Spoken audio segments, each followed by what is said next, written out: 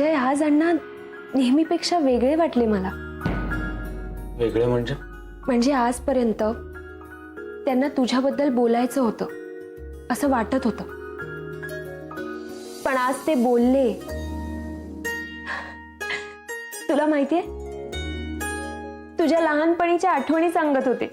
हो हो, तुमच्याकडे ते गजराचं घड्याळ होतं आणि ते घड्याळ तू उघडलंस. हो, आणि अण्णा खूप ओरडले मला. मी रागाच्या भरात ते घड्याळ जसं होतं तसं करून दाखवलं. घड्याळ सुरू झाल्यावर आईने कौतुक केलं माझं, पण अण्णा एका शब्दाने बोलले नाहीत. नंतर आईपाशी जाऊन म्हणाले, मुलगा खोड्या करतो, उपद्व्याप देतो,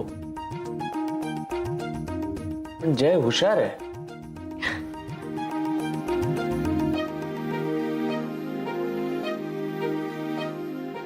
आणि त्याच्या त्या हुशारीचं कौतुक त्यांनी कधीच केलं नाही. कदाचित योग्य संधीची वाट बघत असतील ते. मी सुद्धा वाट बघतो माझं कौतुक होण्याची.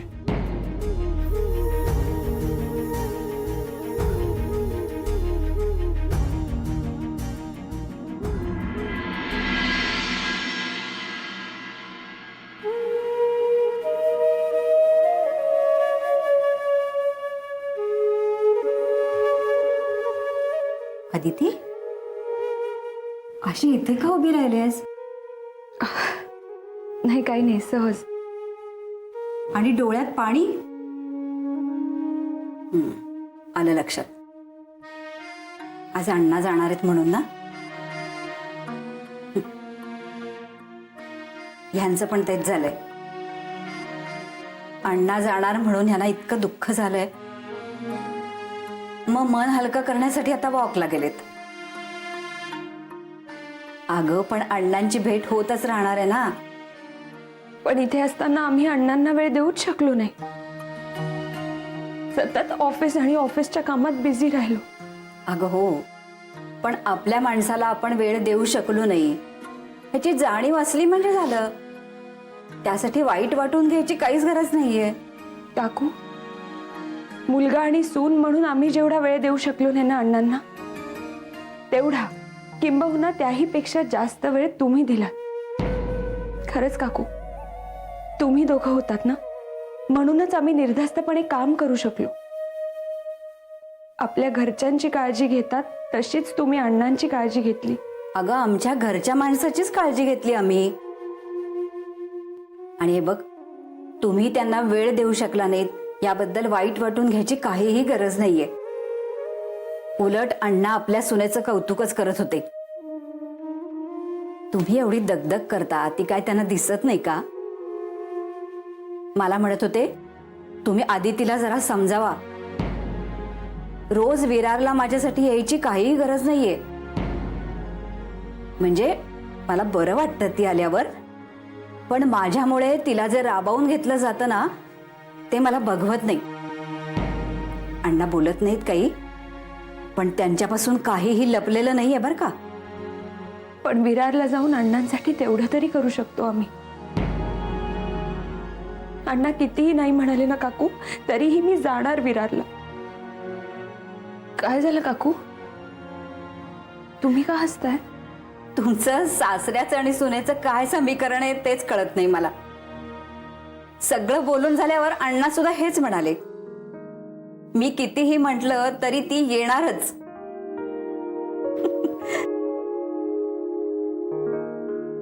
हे बघ बाळा, अण्णा आज जाणार आहेत की नाही, मग त्यांच्या समोर असं रडक्या चेहऱ्याने जाऊन त्यांना बरं वाटेल का?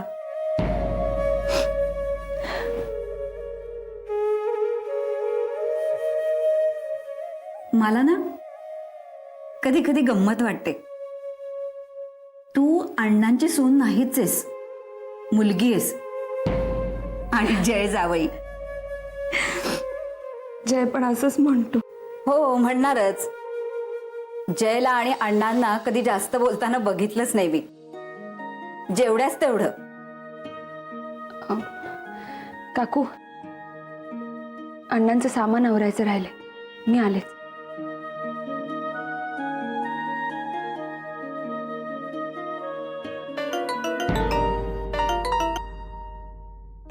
बोल सुहास. हा अजय, कुठेस तू? सध्या घरी आहे का रे? अरे थोडं काम होतं, भेटूया का आपण? भेटलो असतो, पण मला अण्णांना घेऊन विरारला जायचं आहे रे. हा मग ठीक आहे ना, म्हणजे मी पण सोबत येतो, आपलं प्रवासात बोलणं होईलच. ठीक आहे, चालेल मला. जय, तू अण्णांना बायपास बद्दल सांगितलंस का रे?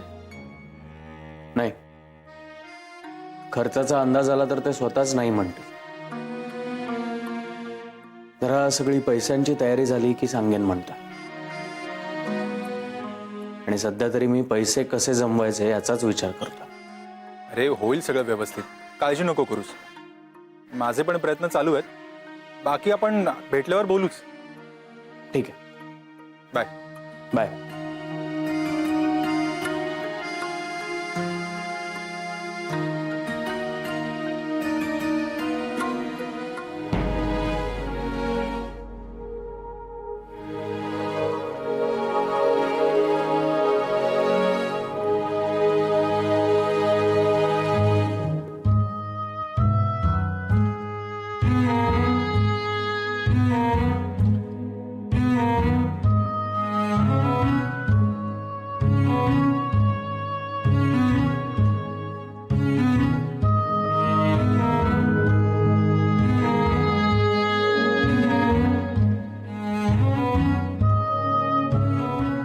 अण्णा, सामान भरून झालंय तुमचं आणि इथे औषधं ठेवली आहेत. तिकडे गेल्यावर वेळेवर औषधं घ्या. तसं वहिनी देतीलच, पण समजा जर त्या कामाच्या व्यापात तुम्हाला औषध द्यायला विसरल्या तर प्लीज लक्षात ठेवून घ्या हा औषधं. आणि अण्णा, जर मला कळलं की तुम्ही तुमच्या तब्येतीच्या बाबतीत हयगय करताय तर मग मी तुमच्याशी कधीच बोलणार नाही. अण्णा, अजून काही राहिलं नाही ना? खूप राहून गेले, पण आता काळजी नाही. कितकं आहेत सांभाळून घ्यायला. अण्णा, खरं सांगा, इथे कंटाळलात ना तुम्ही? नाही ग, वेडी आहेस का तू? मला विरारला का जायचंय याचं खरं कारण ठाऊक आहे ना तुला? मला तुमच्या सोबत तुमच्या जवळ खूप राहायचंय. जयचं घर झालं ना की मग या मला न्यायला.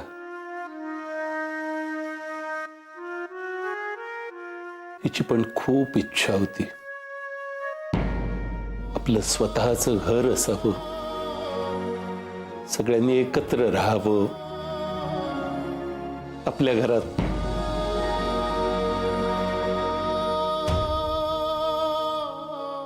वाट पाहीन मी. अण्णा, यासाठी आम्ही खरंच खूप प्रयत्न करतोय. बघतोय ना ते मी रोज. खूप धावपळ होते जयची. हे बघ, घर घेणं सोपं आहे का आता एवढं? त्याला म्हणा नको एवढी दगदग करूस, होईल सगळं ठीक. कुठे येतो? तो रूम मध्ये. आज माझ्याशी बोलला सुद्धा नाही. रागावलाय का माझ्यावर? नाही अण्णा, त्याची अशी इच्छा होती की तुम्ही अजून काही दिवस इथे राहावं आमच्या सोबत. पण तुम्ही काळजी करू नका, मी समजावेन त्याला. त्याला कितीही वाटलं ना तरी बोलून दाखवायचा नाही तो. आता त्याचे डोळे भरून आले असतील म्हणून खोलीत एकटाच बसला असेल. लहानपणी मी त्याला रागावलं ना की असाच गप्प गप्प बसायचा.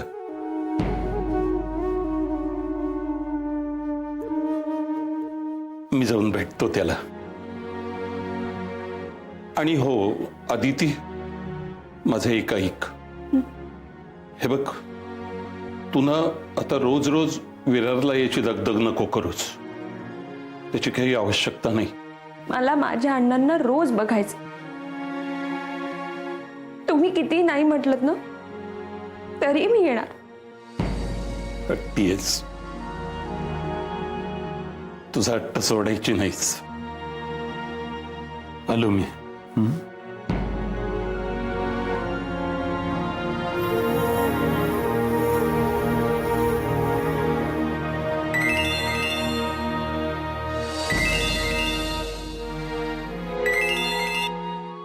हॅलो, अगं मी शोभा बोलते. हा वहिनी बोला. अगं नाही म्हणजे तुम्ही येताय ना हे विचारायला फोन केला.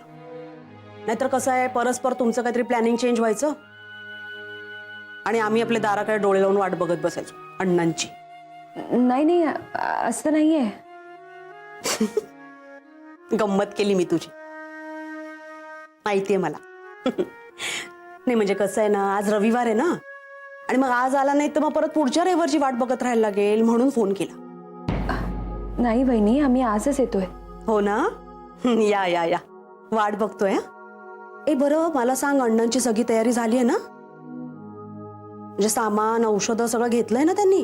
ते तू परत बघ. हा म्हणजे तसं तिकडे काही राहिलं तर काही प्रॉब्लेम नाही, तुझं काही येणं जाणं असतंच एक दिवसाआड, तू घेऊन येशील त्यांचं सामान. नाही ए बरं, तू एक गोष्ट जरा अण्णांना सांगच. हा म्हणजे आपल्या मुलाचं स्वतःचं हक्काचं एवढं मोठं घर असताना असं दुसऱ्यांच्या घरात इतके दिवस राहणं बरं दिसत नाही. सांग जरा आठवणीने. बरं ते जाऊ दे, मला सांग जेवणाचं काय करू मी? ए मस्तपैकी खिचडी टाकू का ग सगळ्यांसाठी? म्हणजे खरं सांगू का, आज तुम्ही येणार ना म्हणून छान जेवणाचा बेत करणार होते ग. पण हा चिनू ना मोठा होत चाललाय तर इतकी मस्ती वाढली, इतका पसारा करून ठेवला नको घरभर त्याने. तू आता येशील ना तेव्हा बघशील, पसारा बघितलास की तो आवरल्याशिवाय काही राहणार नाहीस तू. खात्रीच आहे मला. इतका पसारा न ग, मग त्यात कुठे जेवणाचा घाट घालू परत. वहिनी मी पोळ्या घेऊन येते आणि मी आल्यावर बघू ना अजून काय करायचं ते. अय्या हो का, बरं झालं ग बाई. बरं मला जरा सांग, कसे येत आहे ग तुम्ही? नाही म्हणजे आज रविवार आहे, मेगा ब्लॉक आहे, टॅक्सीनेच या, नाहीतर अण्णांची खूप दगदग होईल ग त्या प्रवासात.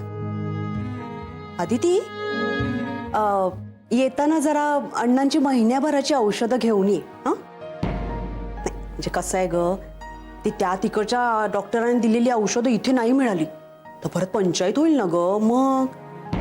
हो वहिनी, मी औषधं दिली आहेत बॅगेत. हो ना, छान छान. ए तुम्ही टॅक्सीने येताय ना?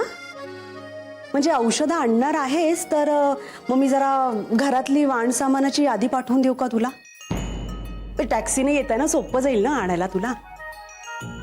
बरं आता मग या लवकर. हा वाट बघतोय आम्ही अण्णांची. हा बरं, कुठे आहेत अण्णा? जयला रूम मध्ये भेटायला गेले.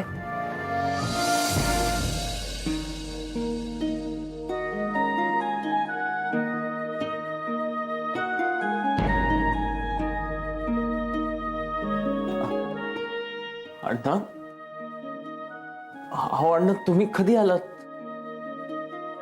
आणि असे उभे का आहात तुम्ही? बसा ना. आदिती, ती किचन मध्ये असेल, तुम्हाला काही हवंय का? नाही, तिच्याकडे नाही, माझं तुझ्याकडेच काम आहे. काय झालंय अण्णा? माझ्याकडून काही हवंय का? नाही, आता या वयात आणखी काय हवं असणार, पण मागितलं तर देशील. काय? मला कधी कधी कितकरांचा हेवा वाटतो.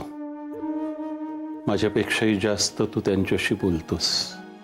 म्हणजे इतक्या दिवसात मलाही तुझ्याशी बोलता आलं नाही. तू दोडका होतास म्हणून नव्हे, पण मी बोलणं टाळलं तरी सुद्धा तू माझ्यासाठी न बोलता सगळं करत होतास, अगदी सगळं.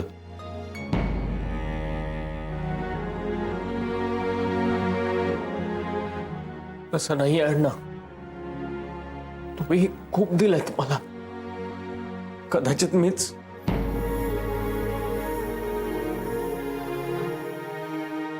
हिदाणी तू खूप केलत माझ्यासाठी.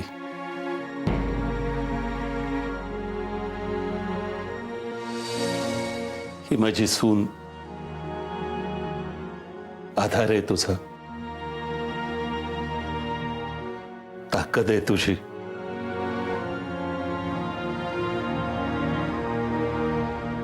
हिला जप.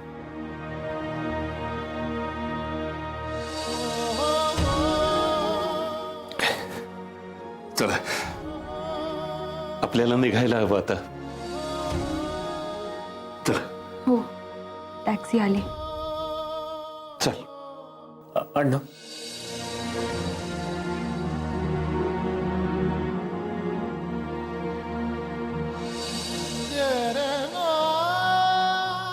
सुखी राहा. चला.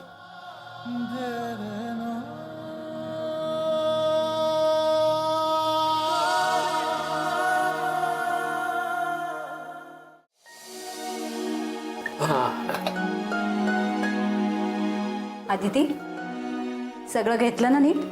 हो. काय अण्णा, गेले कित्येक दिवस तसे आम्ही दोघच या घरात राहत होतो. ही दोघं आली आणि अनेक नाती जोडली गेली.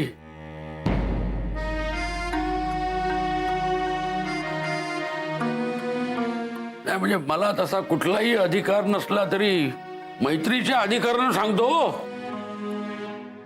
जय, यांची काळजी घ्यायला सांगा त्या मंथरेला. म्हणजे काय, त्यांचं पथ्य पाणी सांभाळा, नाही तर मी जाईन तिथं आणि परत आणि आणणार ना.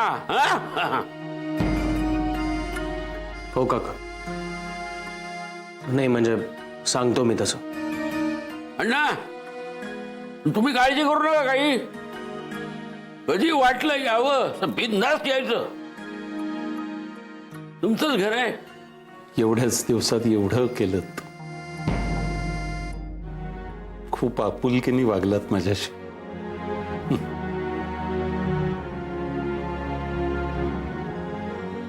आपली माणसं म्हणजे काय असतं जगात.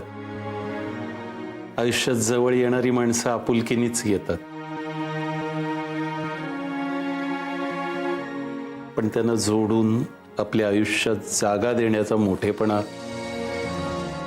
तुमच्यासारखी माणसं दाखवतात. आता जास्त नातेवाईक नाही राहिले. ओढ काय असते ते विसरूनच गेलो होतो. त्या दिवशी तुम्ही नव्हतात आणि रुखरुख लागून राहिली. नाही, आभार नाही मानणार, एवढंच सांगतो. खुश आहे मी. माझ्या मुलांची मला काळजी वाटायची, ती संपली. समाधानी आहे. हो, पण तुम्ही इथं कायम जर राहिलात तर आम्हाला सुद्धा समाधान मिळेल काय ग? हो, भाडं सुद्धा नाही घेणार. राहिलो असतो हो, पण परंपरा. हो. सुनेच्या माहेरी आणखी किती दिवस राहणार ना.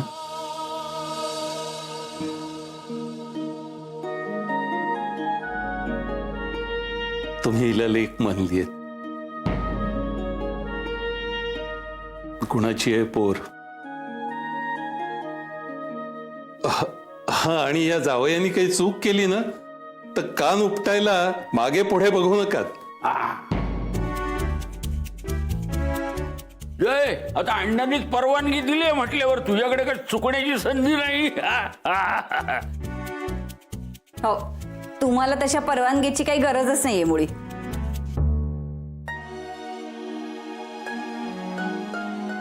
जय, अदिती, मी असलो नसलो तरी सुद्धा यांना दुखवू नका. काळजी घ्या त्यांची. माझ्यापेक्षाही जास्ती प्रेम करा. कारण त्यांनी जे काही महिन्यात तुम्हाला दिलंय ना ते मी जन्मात नाही देऊ शकलो. अण्णा आता काय जाता जाता रडवणार आहेत का आम्हाला? केतकर, विरारला या एकदा, लवकर या. काय माणसाचे हातपाय हलतायत तोपर्यंत ठीक असतं हो. काळाचा काही भरोसा नाही ना. अण्णा नाही, मी तसा ठीक आहे. डॉक्टरांनी सांगितलंय ना मी अगदी ठाकठीक आहे म्हणून. आणि आता तर तब्येत चांगलीच सुधारली आहे. आता काळजी नाही, चिंता नाही. त्यांनी बोलवलं तर समाधानाने जायला तयार आहे. अण्णा असलं काही बोलायचं नाही हा. हा नाही तर मी बोलणार नाही तर तुमच्याशी बघा. मुलाबाळांबरोबर आपण आनंदात राहायचं. आणि माझी लेक आहे ना तुमची काळजी घ्यायला. काय ग अदिती? अरे हो, पुन्हा सांगतो, तुम्हाला कधीही वाटलं तर इथं पुन्हा हक्क नाही यायचं हो. आता कोणी असे चेहरे करायचे नाही ना. हा रडलात तर अण्णा पुन्हा यायचं नाही. काय हसत हसत त्यांना निरोप देऊया, म्हणजे कसं हसत हसत पुन्हा येतील ते.